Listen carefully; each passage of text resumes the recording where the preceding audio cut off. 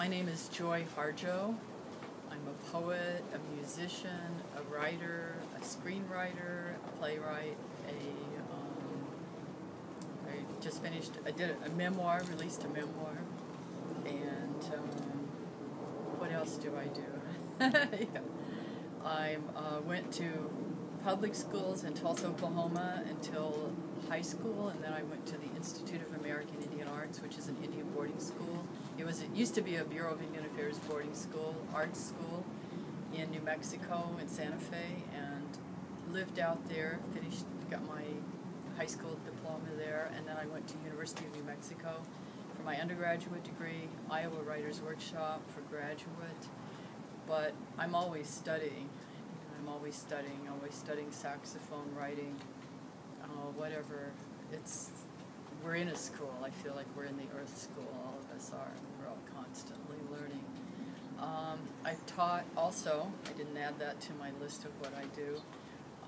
For my first teaching job was at the Institute of American Indian Arts, and then later on, I taught at University of Colorado Boulder. And then I went to University of Arizona in Tucson, later University of New Mexico, and then later UCLA, and back to University of New Mexico. And then I left for a while and then came back and then left again and spent about the last 2 or 3 years making my living performing. And now I just got a position at University of Illinois, Urbana-Champaign. I'll be teaching, 8 to 12 weeks a year. Because I'm very busy with projects, all kinds of projects that, and many involve community development. What I've learned about plays is that making a play, I did a one-woman show, Wings of Night Sky, Wings of Morning Light, is that it's basically a community. There's this constant feedback, you're revising constantly, and there are so many people that go into putting up a play, to getting it ready, to getting you ready. It's quite an amazing task, and I have a great respect for that very much that art, which is very much a community art. Right now, another project I'm working on is to start an arts council for the tribe. And the signature program would be mentorships between those people, artists, including traditional arts and contemporary arts, and especially younger people, but anyone who wants to learn in the community. So that's a big project I'm working on.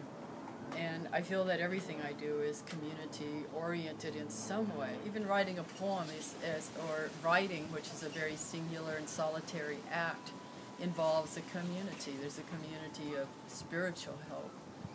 I mean, where do the characters come from? Where do some of these, sometimes I'm amazed at these phrases. People said, how do you come up with that? I said, I don't really come up with it. It's like, there it is. But I think that for me, where the idea of community involvement really became important is when I was at the University of New Mexico and was a member of the Kiva Club, which was the Native Student Club, and we became a community, a power, and I think a power for change in the community, because we saw ourselves not, as did many university clubs, well, we're a university club, we realized that we were part of a community that included the people in the area, the tribal communities in the area, and so we worked in that manner. And so I was a part of a lot of political activity and came to know that that kind of activity was really about, it had everything to do with our arts, it had everything to do with the environment and with our future as human beings with dignity. I come from a spiral of stories about resilience. I'm 7 generations from a generation characterized by my grandfather Manahui, who was one of the leaders of the Red Stick Rebellion, and the Battle of Horseshoe Bend, which was the people standing up and saying that we won't leave, we won't move, this is unjust to move us from our homelands. And in that story, the family story, resilience, there are many, many people whose names you won't know. Manahui's in the history books, but, you know, I always wonder about his wife. I always wonder about, you know, his mother. I always wonder about, you know, there are so many people whose names that we never know. And my story of resilience is found, at least a part of it is in my memoir that just came out, Crazy Brave. And it took me 14 years to write it because I was running away from the story. But it's a story that's a lot like many other women, Native women, women from many, many different communities. And it's a story about disempowerment. Really, there's disempowerment of the female power, and how we come to find and know ourselves as people of worth and people who have so much to contribute. And so my story wanders precariously through difficulties, many of them of my own making, you know, through, you know, teenage pregnancy, through